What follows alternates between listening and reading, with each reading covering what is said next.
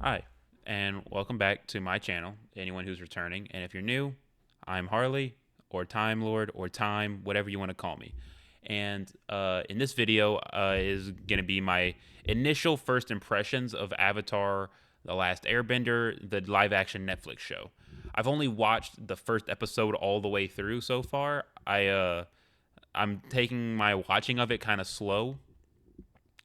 Um, So that's how I'm going to be watching the show. I don't know if I'm going to do one of these after every episode or if I'm doing this one and then I'm going to do another one after I finish, which is more likely what I'm going to do because it's only 8 episodes. But they're hour-long episodes, so I might do it for every episode since the episodes cover quite a good bit, you know. They do cover quite a good bit. So, um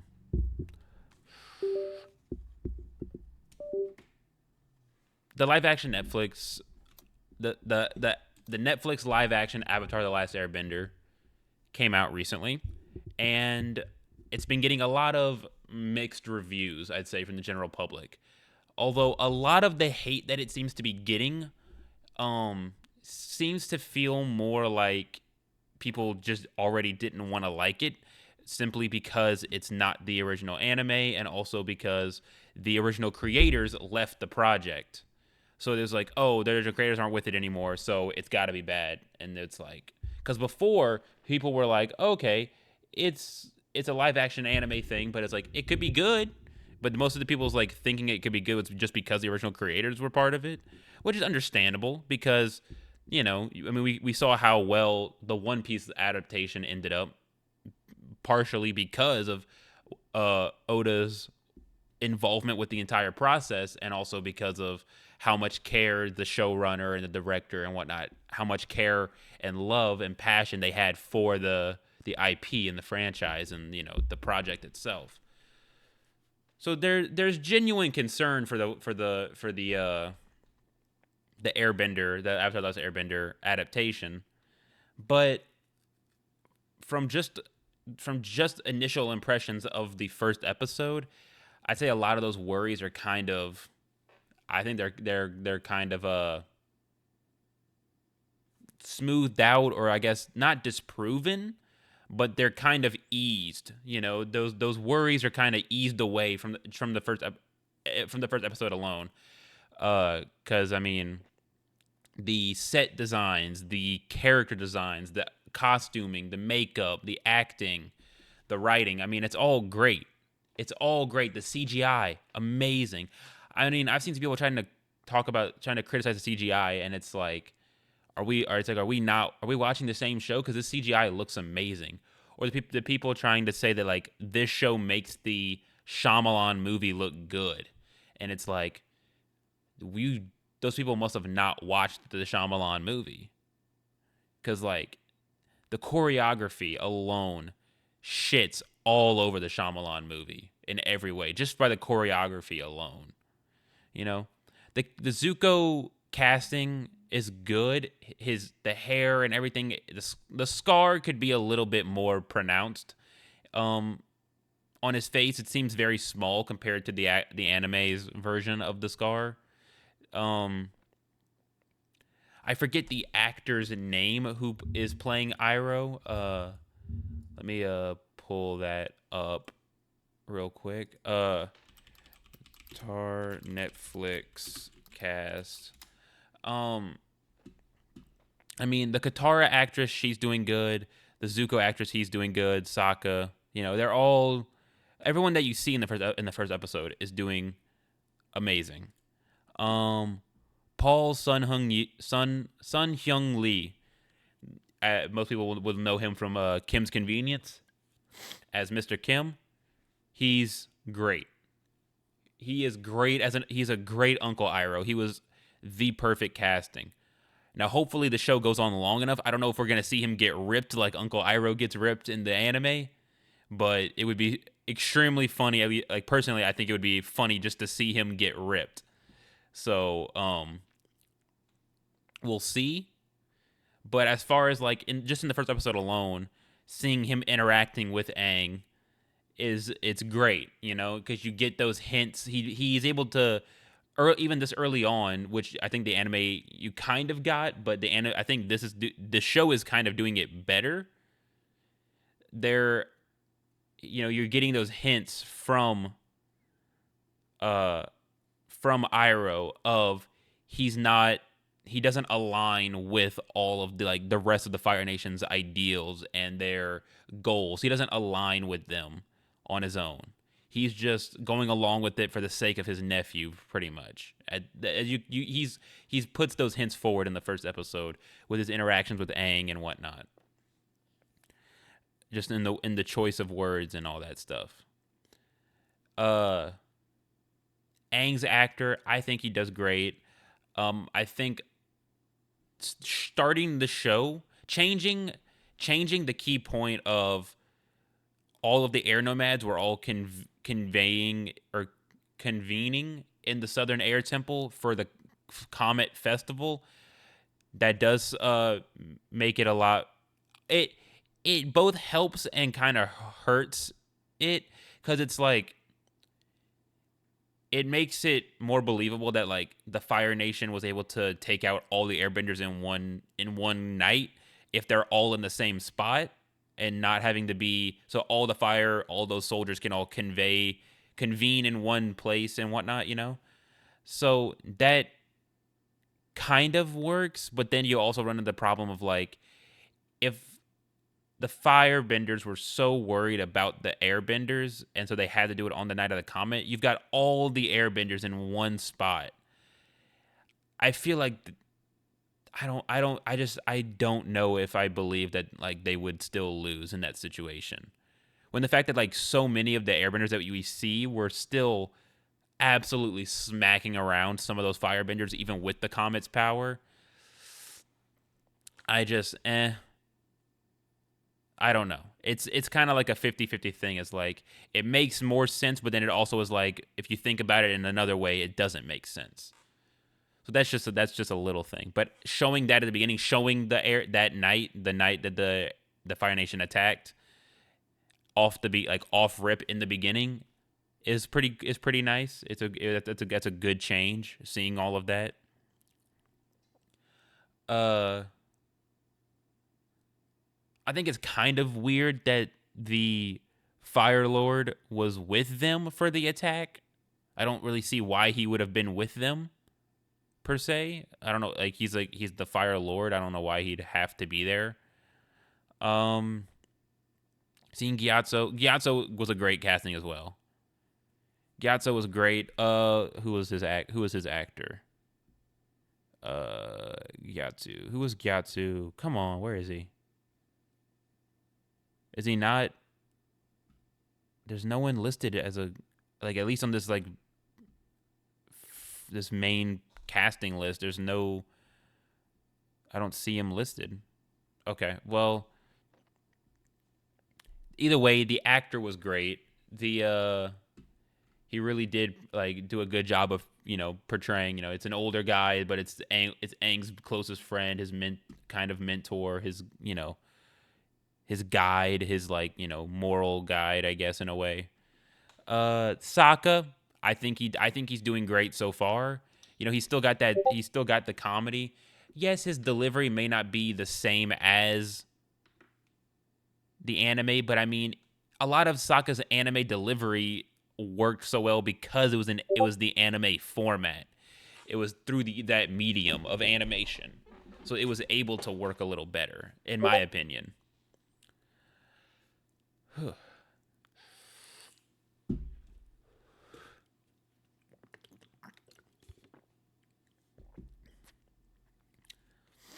Um, Katara, I think she does great. There, I don't know. I like how she like couldn't bend like she couldn't really bend any water at all until Aang shows up and he gives her that little that little bit of inspiration of like how the monks talked about bending, of like it's balance. You got to find balance in your energy, blah blah blah blah, and all that shit. And then she's like, "Oh, okay," and it just does it, and just start able to like start bending a little bit of water. So there's that.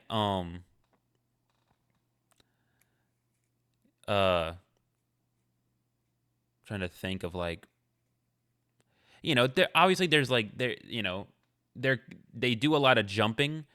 They cut out some stuff. I mean, you gotta they'd have to cut out some stuff unless they wanted unless they would have done like a say like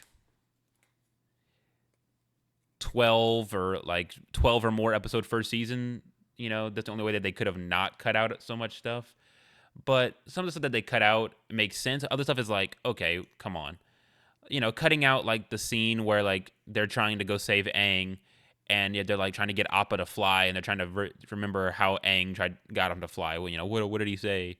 And it's just like that hard cut joke of like, you're not getting me on that thing, and then hard cut, and he's on it. Sokka and Katara are flying away on Appa. It's like, okay. Um,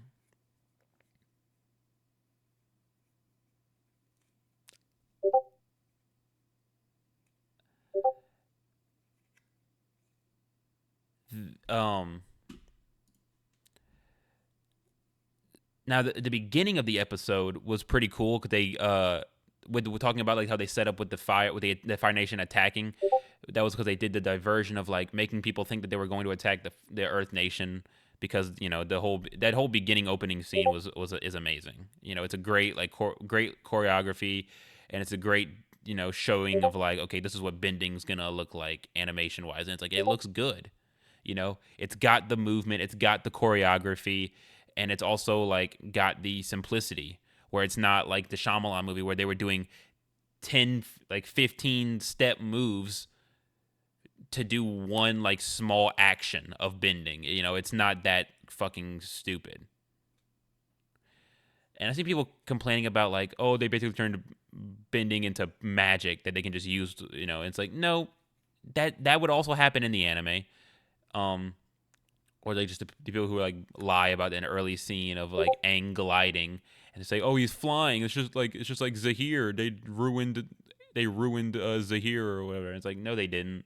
You're not paying attention if you think that like this is different. If that this is like what Zahir does.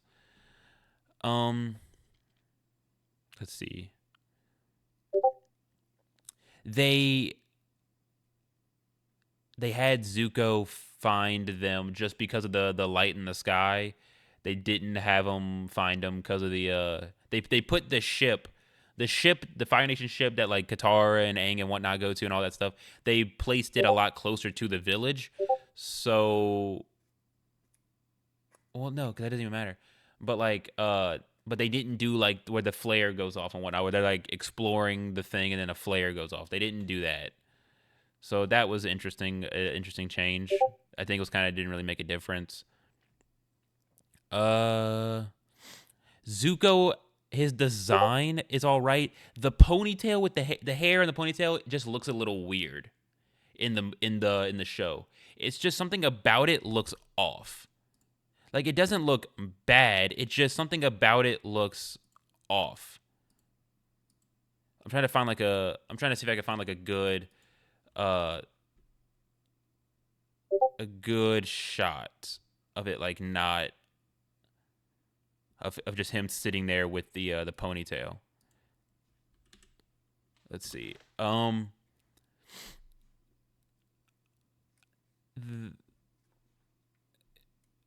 but the ponytail may look a little off, but I think overall it still looks good. Like here we go. Here's the you can't really but it looks a little off. Something about it. It just doesn't really work. It would work better if he had more hair on his head. It's just the weird, which I know that's how it looks, but it works a lot better in anime than it does in live action. So, uh, count down to when he gets, he cuts that off and he's got his good hairstyle later on. Uh, but continuing on, uh obviously, they have the whole escape scene where Aang escapes from Zuko after, he gives himself up whenever he's threatening to destroy the whole Southern Water Tribe village. Um, let's see, what else is there? And they do like a really big cut where they cut to them going to the Southern Temple. and it's something is just weird, like early, quick, like there's something different about how I don't know. So some of the stuff just kind of worked a little better in the anime, where like the Southern Temple was like covered in a like it was all snowy and everything, and so they had like that helmet that they found, and then they were like Katara and Sokka were trying to like we're trying to like keep Aang from seeing that stuff, so he like but then he finds Gyatso's body and just has like a break, but like almost like immediately whenever they get there, they find that same like helmet scene, but yeah, it's not covered in snow and they don't try to hide it from him. It's just like a thing. And they go into like the main hall and he sees the body, and then Aang, he goes into his avatar state and that whole scene happens. But yet but instead this time he floats up into the sky and Katara and Sokka are just holding on for dear life to not get blown off the cliffside, and Katara is just calling out to him. It's it is what it is. Um, the tattoos look great. The tattoos, they looks great. The CGI looks great. Um,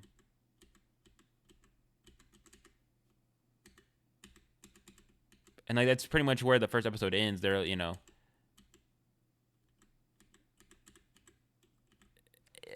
For the first episode, I mean it just as on its own, it alleviates a lot of those worries of like how is everything gonna look.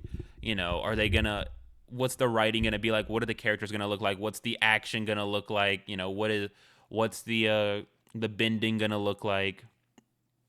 Um, and I think it eases all those worries. If those are worries that you had, I think the first episode eases it. Now we'll see I'll see as I continue watching. Are those is that easing of those worries? Does it continue on, or is the easing ruined and then like it gets worse as it goes on? That remains to be seen. But my hopes are high because I mean I love the original, but I mean even if this isn't as good as the original still exists.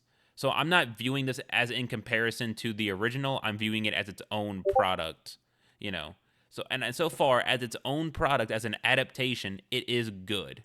It is a good adaptation. It does the right stuff and it does it well. You know.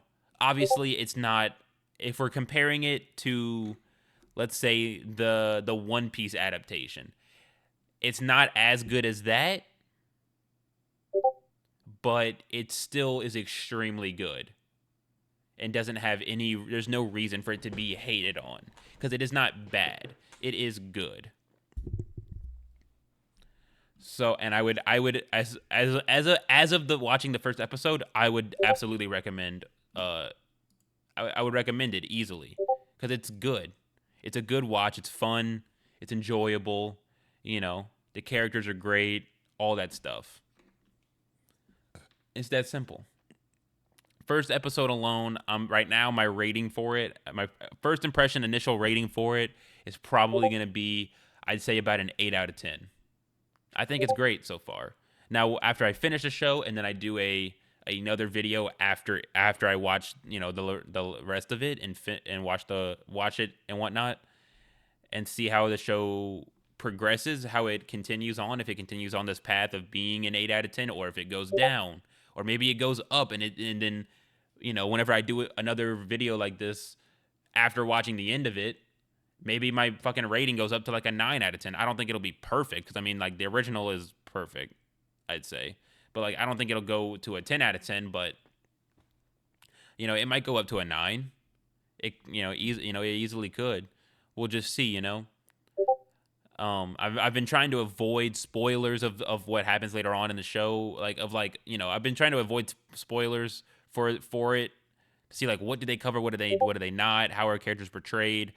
I'm trying to stay away from getting spoiled on any of that.